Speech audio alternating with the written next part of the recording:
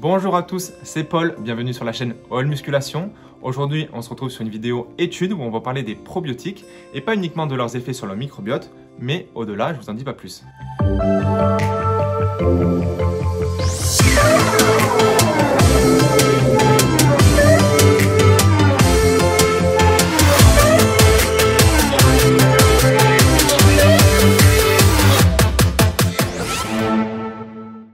Donc avant toute chose, c'est important de définir ce que sont les probiotiques. Donc c'est quoi? Ce sont des micro-organismes vivants qui, lorsqu'ils vont être ingérés en quantité suffisante, vont avoir des effets positifs sur l'organisme.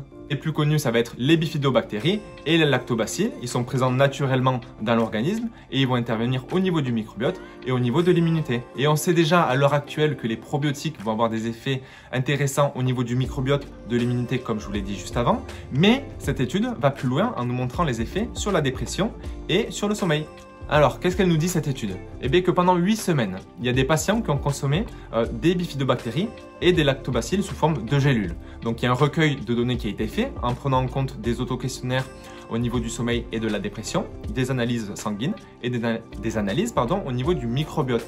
Et donc toutes ces informations, elles nous ont permis justement de voir un petit peu l'évolution tout au long de l'étude. Et les résultats, ils sont hyper intéressants parce qu'on savait déjà, je l'ai dit tout à l'heure, qu'il y avait des effets bénéfiques sur le microbiote et sur l'immunité. Mais là, grâce aux autoquestionnaires, on a vu qu'il y avait des effets positifs sur la dépression et sur le sommeil. Et ça, c'est hyper intéressant. Mais alors, à quoi c'est dû? En fait, on a remarqué une diminution des taux sériques de cytokines pro-inflammatoires. Du coup, petit rappel sur les cytokines, c'est quoi? Ce sont des protéines sécrétées par les cellules en fonction des stimuli. L'administration de bifidobactéries et de lactobacilles, elles ont diminué ces taux de cytokines pro-inflammatoires, d'où les effets positifs qu'on a vus tout à l'heure. Et du coup, ce qui est intéressant, c'est que l'administration de lactobacilles et de bifidobactéries, elles ont permis justement de diminuer ces taux de cytokines pro-inflammatoires. Alors le mécanisme exact, il n'est pas encore élucidé, mais on sait que l'inflammation, elle va jouer sur l'anxiété, sur la dépression et sur le sommeil. Et finalement, qu'est-ce qu'il faut retenir de cette étude? Que finalement, l'administration de probiotiques, ça ne va pas uniquement améliorer la flore intestinale, mais que ça va aller plus loin que ça en jouant justement sur la dépression et sur le sommeil. Donc c'est intéressant, on ne reste pas uniquement sur la partie digestive. Tout cela pour vous dire qu'il faut faire attention à son microbiote. Quand un microbiote fonctionne bien avec son organisme, on parle alors de symbiose. Et à l'inverse, quand il y a des dérégulations qui ont lieu entre le microbiote et l'organisme, on parle de dysbiose.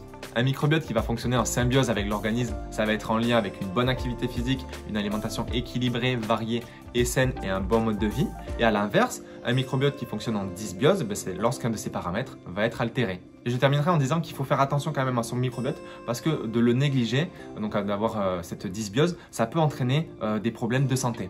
Et j'en profite du coup pour vous rappeler que chez AMN, on vous propose des perfects biotiques justement avec cette association de lactobacilles et de bifidobactéries. Et voilà, vidéo terminée. Vous l'aurez compris, il faut faire attention à son microbiote et ne pas hésiter à faire une supplémentation en probiotiques. Si cette vidéo vous a plu, n'hésitez pas à lâcher un pouce bleu, à vous abonner, à activer la cloche et puis on se retrouve très bientôt pour de nouvelles vidéos.